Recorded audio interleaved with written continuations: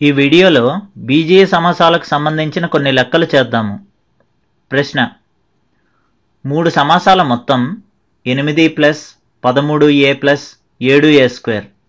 వానిలో 2 సమాసాలు 2a square plus 3a plus 2 మరియు 3a square minus 4a plus 1. అయితే మూడో సమాసాన్ని కనుగొనండి. జవాబు: ఈ ప్రశ్నలో 3 సమాసాల మొత్తం 8 plus 13a plus 7a square అని ఇచ్చారు. వాటిల్లో 2 సమాసాలు 2a square plus 3a plus 2 comma 3a square minus 4a plus 1. అయితే మూడో సమాసాన్ని కనుక్కోమన్నారు. ఆ మూడో సమాసాన్ని క్యూ అని అనుకుందాము. ఇప్పుడు దీన్ని ఎలా రాయొచ్చు? 3 సమాసాల మొత్తం అంటే 2a square plus 3a plus 2 plus 3a square minus 4a plus 1 plus Q is equal to ఈ 3 సమాసాల మొత్తం దేనికి సమానం? ఈ సమాసానికి సమానం.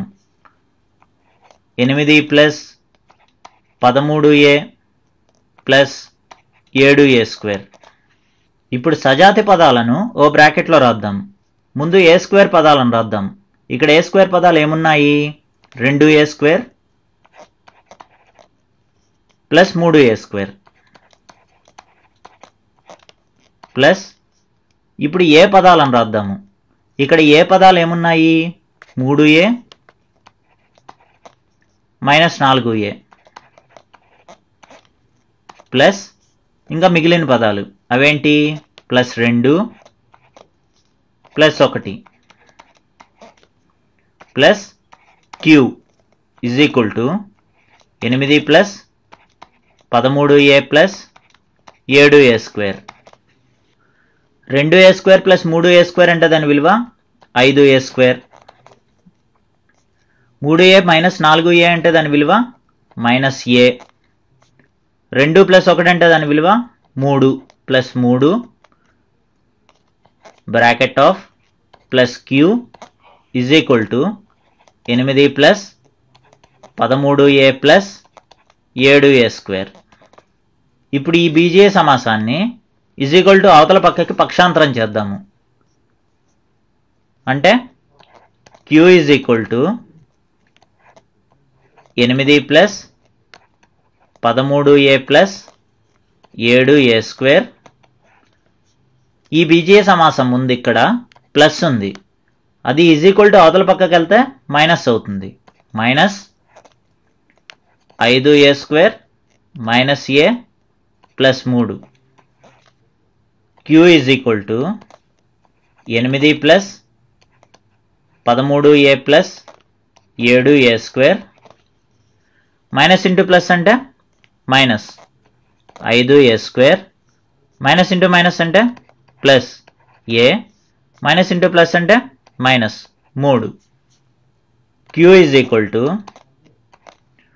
ఇప్పుడు ఏ స్క్వేర్ పదాలని ఓ బ్రాకెట్లో రాద్దాం. ఇక్కడ ఏ స్క్వేర్ పదాలు ఏంటి?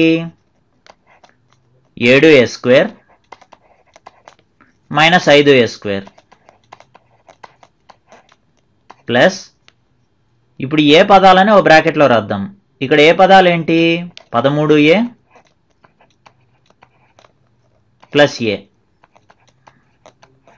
ఇంకా మిగిలిన పదాలు అవేంటి? 8 మైనస్ 3